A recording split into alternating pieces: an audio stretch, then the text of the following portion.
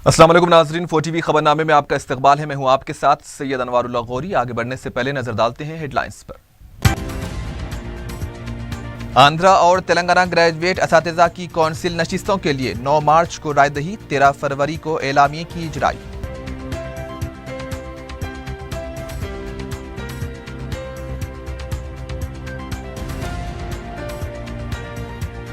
वजीर आला की जान को खतरा है, कांग्रेस पार्टी की तर्जुमान रमिया का इंकिशाफ।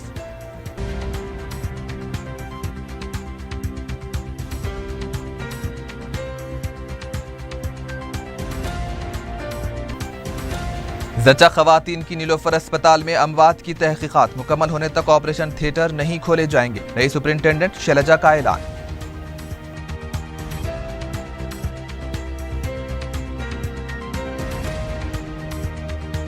मिलावटी दूध पाउडर तैयार करने वाले 2 अफराद गिरफ्तार, 500 किलो पाउडर हुआ जब्त।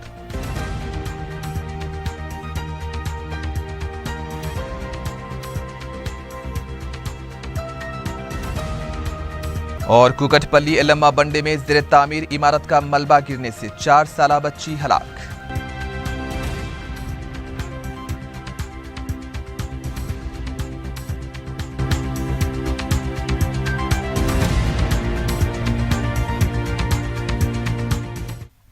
और अब खबरें तफसील से। दोनों तेलुगु रियासतों के चीफ इलेक्टोरल ऑफिसर भवन लाल ने बताया कि 9 मार्च को आंध्रा और तेलंगाना में ग्रेजुएट और असातिज़ा की कौंसिल नशिस्तों के लिए इंतखाबात होंगे। मीडिया से बात करते हुए भवन लाल ने कहा कि 13 फरवरी को इंतखाबात के सिलसिले में एलामिया जारी किया जाएगा। पर्चे नामजदगी दाखिल करने की आखिरी तारीख 20 फरवरी होगी। 23 तारीख तक नाम वापस लिए जा सकते हैं। 9 मार्च को सुबह 8 ता शाम 6 बजे तक रायदही होगी। 15 मार्च को नताइज का ऐलान किया जाएगा। आंध्रा के 9 अजला श्रीकाकुलम, विजयनगरम, विशाखापट्टनम, प्रकाशम, नेल्लूर, चित्तूर, कड़पा, अनंतपुर और कर्नूल में 2 ग्रेजुएट और 2 टीचर्स की कौंसिल नशिस्तों के लिए इंतखाबात होंगे, जबकि तेलंगाना के महबूब नगर, रंगारेड्डी और हैदराबाद की असातिज़ा कौंसिल नशिस्त के लिए इंतखाबात होंगे। जुमला 843 पोलिंग मराकज़ कायम किए जाएंगे। भवन लाल ने कहा कि इंतखाबी ज़ाब्ते अखलाक के दौरान मरकज़ और रियासती कमीशन के तहत तकर्रुरात किए जा सकते हैं। राय दहिंदे अपने शनाख्ती कार्ड के जरिए अपने वोट का इस्तेमाल कर सकते हैं। भवन लाल ने वाज़ेह किया कि इंतखाबी अखराजात की कोई हद नहीं है, ताहम जो भी खर्च किया जाएगा वो कानूनी तौर पर होना चाहिए। गैर कानूनी तौर पर खर्च करने वालों के खिलाफ सख्त कार्रवाई की जाएगी और उन्हें नाअहल करार दिया जाएगा। ऐसा है कि जो आदमी किसी को ब्राइब देता है, किसी को सेल फोन देता है, मोबाइल फोन देता है, तो ऐसे आदमियों को हम अरेस्ट करेंगे और उसके ऊपर पुलिस केस लगाएंगे। और आईपीसी का जो सेक्शन 171 है 171, उसके तहत उसके ऊपर कार्रवाई करेंगे। एक्सपेंडिचर पे सीलिंग है? एक्सपेंडिचर पे कोई सीलिंग नहीं है, लेकिन जो भी एक्सपेंडिचर है पूरा लीगल होना चाहिए, इलीगल नहीं होना चाहिए। इलीगल एक्सपेंडिचर हुआ तो सजा होगी। लीगली उसके ऊपर कोई सीलिंग नहीं है अभी। जैसे एमपीज और एमएलएज पे है, एमपीज का 70 लेके, एमएलएज का 28 लेके, वो नहीं है अभी। नहीं अभी, क्योंकि वो सीलिंग नहीं, इसलिए अकाउंट की जरूरत नहीं है। लेकिन जहाँ पर भी हमें कंप्लेंट आई कि ये ब्राइब दे रहा है, ये गिफ्ट दे रहा है, ये दे रहा है, ये कैंप में उनको रख रहा है, उनको ये सहूलियत दे रहा है, तो उसके ऊपर कार्रवाई करेंगे। स्पॉट एक्शन, इंक्वायरी कुछ नहीं, इमीडिएटली फ्लाइंग स्क्वाड जाएगा, उनको अरेस्ट करेगा, बस। सेंट्रल रिसर्च इंस्टीट्यूट ऑफ यूनानी मेडिसिन की जानिब से मशहूर व मारूफ हकीम अजमल खान की यौम पैदाइश के मौके पर सेरोज़ा नेशनल यूनानी डे का एहतमाम किया गया, जिसमें मरकजी वज़रा ईशुनाथ और बंडारू दत्तात्रेय के अलावा नायब वज़ीर आला महमूद अली, रियासती वज़ीर सेहत लक्ष्मण रेड्डी और पद्मश्री अवार्ड याफ्ता मोहम्मद वहीदुद्दीन ने मेहमान खुसूसी के तौर पर शिरकत की। मरकजी वजीर ईशुनाथ ने हकीम अजमल खान की खिदमात पर तफसीली रोशनी डाली। उन्होंने कहा कि अजमल खान ने हिंदू मुस्लिम के इत्तेहाद को फ़रोग़ देते हुए एक साथ यूनानी और आयुर्वेदिक अद्वियात की तैयारी में नुमाया खिदमात अंजाम दी हैं। उन्होंने कहा कि अजमल खान के पास 100 साल से ज्यादा कदीम यूनानी नुस्खे मौजूद थे। इस मौके पर यूनानी अद्वियात तैयार करने वालों को 2 से 5 लाख रुपये तक के रकमी इनामात और अवार्ड से नवाजा गया। इस मौके पर वजीर सेहत लक्ष्मण रेड्डी ने मरकजी हुकूमत से मुतालबा किया है कि एम्स के तर्ज पर आयुष इंस्टीट्यूट भी मंजूर किया जाए। उन्होंने कहा कि तेलंगाना हुकूमत आयुष को तरक्की देने के लिए खुसूसी इक़दामात कर रही है। वजीर सेहत का कहना था कि चार मीनार यूनानी दवाखाने को मॉडल दवाखाना बनाया जाएगा। As healthcare hub, I hope through the Unani platform, we should develop this center as a model center for research and teaching. Thank you. Congress party की तर्जुमान रमिया ने इंकशाफ किया है कि वजीर आला की जान को खतरा है। मीडिया से बात करते हुए उन्होंने कहा कि करीबी रिश्तेदार के इशारे पर वजीर आला काम कर रहे हैं। वजीर आला रबर स्टैंप बनकर रह गए हैं। रमिया ने सवाल किया कि करीबी रिश्तेदार को 4+4 सिक्योरिटी किस बुनियाद पर फराहम की गई है, जबकि दीगर सियासी कायदीन की सिक्योरिटी में कमी की जा रही है। उन्होंने कहा कि वो कोई सियासी इल्ज़ाम नहीं लगा रहे हैं, क्योंकि वज़ीर आला का ताल्लुक रियासत के मुस्तकबिल से है, इसलिए उन्हें वो चौकन्ना कर रही हैं। रमिया ने कहा कि अगर इस मामले में रद्द-ए-अमल सामने नहीं आया तो वो मज़ीद हक़ाइक़ को मंजर-ए-आम पर लाएंगी। మాఫియా కనుసన్నలనే ఈరోజు రాష్ట్ర ప్రభుత్వం నడుస్తూ ఉంది। ఎవరికి మంత్రి పదవి ఉంచాలన్నా, పీకాలన్నా, ఎవరికి ఏది ఇవ్వాలన్నా, చేయాలన్నా, ఎవరికి కార్పొరేషన్ చైర్మన్ నామినేట్ చేయాలన్నా, ఎవరికి ఇసుక క్వారీ ఇవ్వాలన్నా, ఎవరికి ఏది ఇవ్వాలన్నా, ఎవరు చేయాలన్నా కానీ అక్కడి నుంచే నడుస్తుంది। ఆ కుదురుపాక శశికళ మాఫియాకు అత్యంత దగ్గర వ్యక్తికే ఈరోజు ఏ రకంగా ఏ ప్రోటోకాల్ మీద 4+4 భద్రత ఇచ్చిండ్రో అని మేము ప్రశ్నిస్తూ ఉన్నాం। ఈరోజు మా మాజీ మంత్రులకు కనీసం ఇద్దరు కూడా గన్మెన్లు ఉండని దిక్కుండదు। కనీసం మహిళలను కూడా చూడరు మా మాజీ మంత్రులను, వాళ్ళకేమో భద్రత వీకేస్తారు। ఏ అధికారంతో ఈరోజు 4+4 ఇస్తున్నారు? మీ మీడియా ముఖంగా మేము రాష్ట్ర ప్రభుత్వాన్ని అడుగుతున్నాం, మీరు కూడా దయచేసి మీడియా కూడా అడగాల్సిన అవసరం ఉంది। మా పార్టీ గొంతులను ఎట్లాగ నొక్కుతున్నారు రానియట్లేదు, కనీసం మీరు మీడియా వాళ్ళని అడగాలి। ఇప్పుడు కొంచెం మేము హింట్స్ ఇస్తున్నాం, మీకు తెలియకపోవచ్చు, ఇప్పుడు మేము చెప్పినాం కదండి, దీని మీద అడగండి।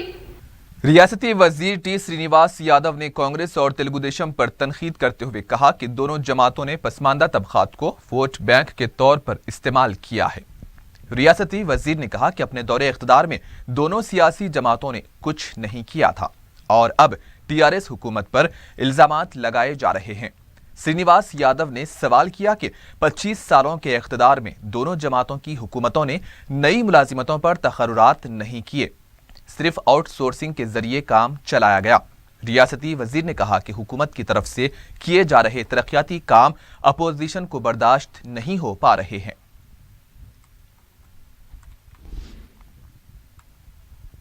वजीर आला के चंद्रशेखर राव ने डीआरडीओ के साइंसदानों को बैलिस्टिक मिसाइल हमले को रोकने के दिफाई निजाम के कामयाब तजुर्बे पर मुबारकबाद दी है।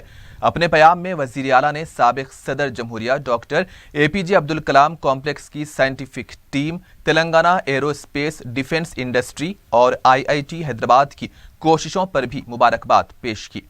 वजीर आला ने डॉक्टर सरस्वत और उनकी टीम से वाबस्ता साइंसदानों को इस तजुर्बे पर मुबारकबाद दी है। नीलोफर अस्पताल में जच्चा खवातीन की अमवात की तहकीकात मुकम्मल होने तक ऑपरेशन थिएटर नहीं खोले जाएंगे। अस्पताल की नई सुपरिंटेंडेंट डॉक्टर शैलजा ने जायजा हासिल करने के बाद बताया कि नीलोफर में सिर्फ नॉर्मल जचगियां अंजाम दी जाएंगी। हालिया अमवात से मुतालिक शैलजा ने बताया कि इस तरह के वाकयात क्यों रौनुमा हो रहे हैं, इसका जायजा लिया जाएगा और इस तरह के वाकयात के इंसदाद के लिए मुमकिन इक़दामात भी किए जाएंगे। वाज़ेह है कि हालिया चंद दिनों के दौरान नीलोफर अस्पताल में 5 खवातीन जचगी के दौरान फौत हो गई थी। हुकूमत ने सीनियर गायनाकोलॉजिस्ट शैलजा को सुपरिंटेंडेंट के ओहदे पर फायज किया है।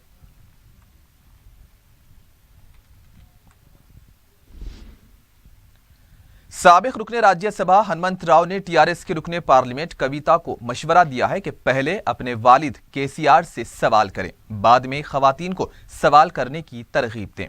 मीडिया से बात करते हुए हनुमंत राव ने कहा कि विजयवाड़ा में खवातीन को बाइख्तियार बनाने से मुताल्लिक इजलास में कविता ने खवातीन को मशवरा दिया था कि वो सवाल करने के लिए आगे आए, वो उनके साथ हैं।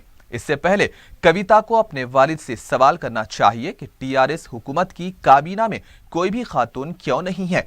हनुमंत राव ने कहा कि कांग्रेस पार्टी ने खवातीन के तहफ़्फ़ुज़ के लिए निर्भय एक्ट बनाया है, लेकिन मौजूदा हुकूमत इस पर अमल करने में नाकाम हो गई है। खवातीन को बाइख्तियार बनाने के लिए इंदिरा गांधी और राजीव गांधी ने कई इक़दामात किए थे।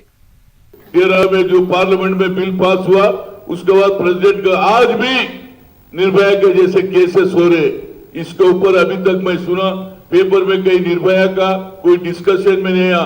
एटलीस्ट कल तक भी चल रहा, कल निर्भया के केस में ऐसे जो अत्याचार होता उसके ऊपर सरकार क्या बोलते पूरा जोरदार उसके ऊपर ये निर्भया का केस का इस्तेमाल होना, आने वाले दिनों में कोई निर्भया पैदा नहीं होना, ये मेरा बोलने का मतलब है। सदस्य रख के खाली हवाबाजी का करके औरतों का खवातीन का वोट लेने का राजनीति छोड़ो, ईमानदारी से काम करना तो ईमानदारी से का काम कौन करे? और राजीव गांधी करा 72-73 अमेंडमेंट लाके 33% रिजर्वेशन इस देश में दिए वाला कांग्रेस पार्टी, और निर्भया का केस में भी पार्लियामेंट में बिल लाके पास करा, इसमें भी आइंदा ऐसा काम नहीं चलना, महिलाओं के साथ ये गलत बर्ताव नहीं करना, महिला को अपनी बहन के जैसे मानना, महिला को इज्जत करना, जो ये सदस्य में हो रहा, इसके ऊपर अभी तक निर्भया का केस में कोई भी नहीं बात। ब्रेक के बाद आपका इस्तकबाल है, बढ़ते हैं मजीद खबरों की जानिब। जीएचएमसी की जानिब से मौसम गर्मा में बरक़ी खपत को कम करने के लिए एलईडी ट्यूबलाइट्स, बल्ब्स और बरक़ी पंखे कम कीमत पर फरोख्त किए जा रहे हैं। ज़राए के मुताबिक मज़कूरा अशिया की खरीदारी के लिए सारिफिन को चाहिए कि वो आधार और शनाख्ती कार्ड अपने साथ ले जाएं, जहां उन्हें 90 वाट के बल्ब, 20 वाट के ट्यूबलाइट और बरक़ी बचत के पंखे कम शरह पर फरोख्त किए जाएंगे। मज़कूरा एलईडी की बरक़ी अशिया की वजह से 50% बरक़ी लोड को कम किया जा सकेगा। वाज़ेह है कि शहर हैदराबाद में 23 लाख खानदान रहते हैं। अगर वो एलईडी की अशिया इस्तेमाल करेंगे तो 300 मेगावाट बरक़ी की बचत हो सकती है।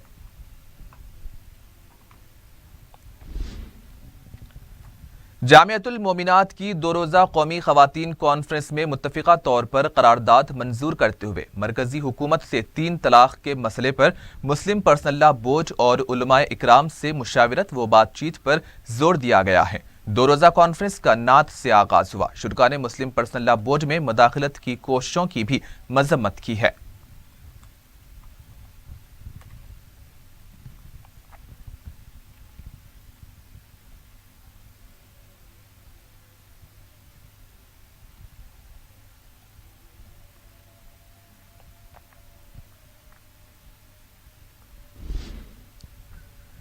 नीलोफर अस्पताल के पास फुटपाथ पर छोटे कारोबारियों के दुकानात को ट्रैफिक पुलिस की तरफ से मुनहदिम कर दिया गया। इस वाक़े की इत्तला मिलते ही मुतालिका रुकने असम्बली जाफर हुसैन मिराज मुकामे वाक़े पर पहुंच गए और दुकानदारों से तफसीलात हासिल की। बाद में Jafar Hussain Miraj additional commissioner traffic के दफ्तर पहुंचे, ताहम एडिशनल कमिश्नर दफ्तर में दस्तयाब नहीं थे। रुकने असम्बली ने उनसे फ़ोन पर बात करते हुए छोटे कारोबारियों को दोबारा कारोबार की इजाज़त के लिए तवज्जो दिलाई। जाफर हुसैन मिराज ने बताया कि एडिशनल कमिश्नर जितेंद्र रेड्डी ने तयक़ुन दिया है कि फुटपाथ के एक हिस्से में कारोबार करने की इजाज़त दी जाएगी। पीर को ट्रैफिक पुलिस के ओहदेदार मज़कूरा इलाके का दौरा करेंगे और इस मसले की यकसुई भी की जाएगी।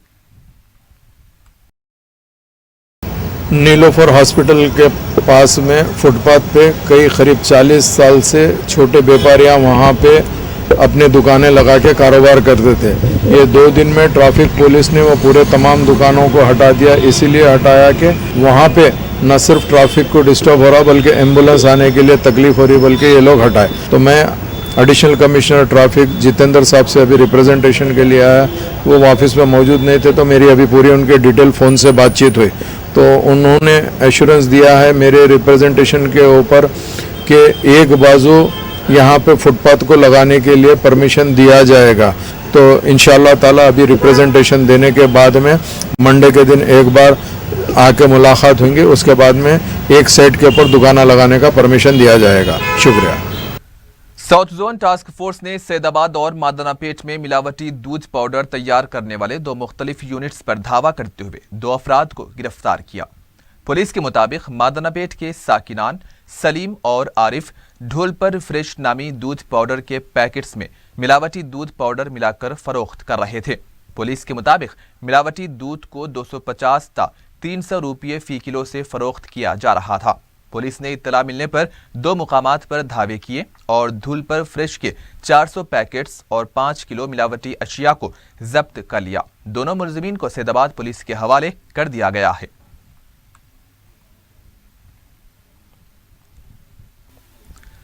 चादरघाट पुलिस ने एयरगन से अवाम को खौफजदा करने वाले एक नौजवान को गिरफ्तार किया है। तफसीलात के मुताबिक हेमंत रेड्डी नामी नौजवान ने जुमे की निसफ शब मलकपेट चरमास शोरूम के करीब एयरगन के जरिए आइसक्रीम फरोख्त करने वाले को धमकाते हुए उससे रकम का मुतालबा करते हुए पाया गया।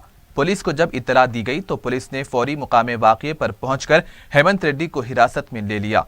पुलिस ने बताया कि नशे की हालत में हेमंत फिल्मी अंदाज में अवाम को खौफजदा करने की कोशिश कर रहा था। पुलिस ने कहा कि अगर करीब से एयरगन इस्तेमाल की जाती तो जान का खतरा भी हो सकता था। पुलिस ने अवाम को डराने, धमकाने और गैर कानूनी हथियार रखने के तहत हेमंत के खिलाफ मुकदमा दर्ज किया है।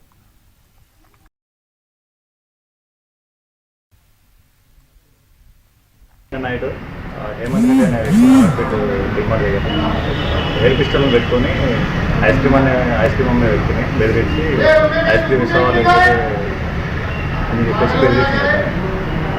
కంప్లైంట్ ఇవ్వడం వల్ల నా తీసుకొచ్చి డిమాండ్ చేయడం జరుగుతుంది. ఏమేమి తీసుకున్నారు సార్ అతను? గన్ను ఒక 12 పెల్లెట్స్. कुकटपल्ली के एलम्मा बंडे में ज़ेर तामीर इमारत के पास रखा हुआ मलबा गिरने से 4 साला बच्ची हलाक हो गई है। तफसीलात के मुताबिक महाकाली नगर में ज़ेर तामीर इमारत के पास वरालक्ष्मी खेल रही थी कि अचानक मिट्टी और पत्थरों का मलबा गिर पड़ा। मुकामे वाक़े पर ही वरालक्ष्मी हलाक हो गई। वाक़े की इतला मिलते ही पुलिस मुकामे वाक़े पर पहुंच गई और नाश को पोस्टमार्टम के लिए गांधी अस्पताल मुंतकिल किया। कुकटपल्ली पुलिस ने केस दर्ज किया है और इस वाक़े के खिलाफ मुतवफ़िया के रिश्तेदारों ने एहतजाज भी किया।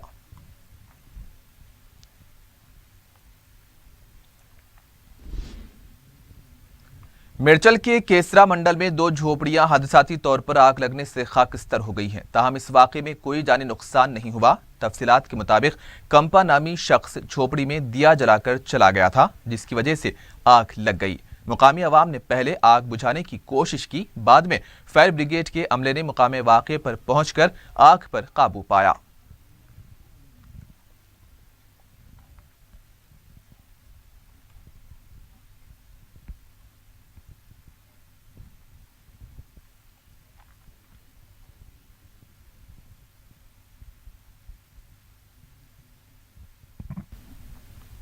और आखिर में हेडलाइंस पर एक और नजर। आंध्रा और तेलंगाना ग्रेजुएट असातिज़ा की कौंसिल नशिस्तों के लिए 9 मार्च को रायदही, 13 फरवरी को एलामिये की इजराई।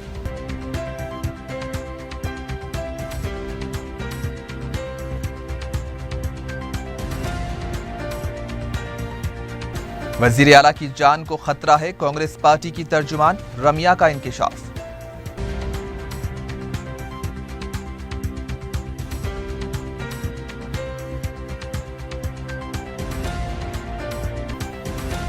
जचा खवातीन की नीलोफर अस्पताल में अमवात की तहकीकात मुकम्मल होने तक ऑपरेशन थिएटर नहीं खोले जाएंगे, नई सुपरिंटेंडेंट शैलजा का ऐलान।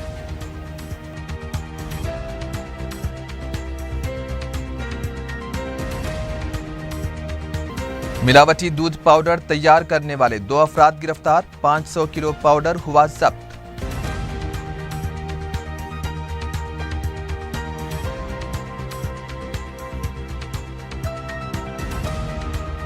और कुकटपल्ली एलम्मा बंडे में ज़ेर तामीर इमारत का मलबा गिरने से 4 साला बच्ची हलाक।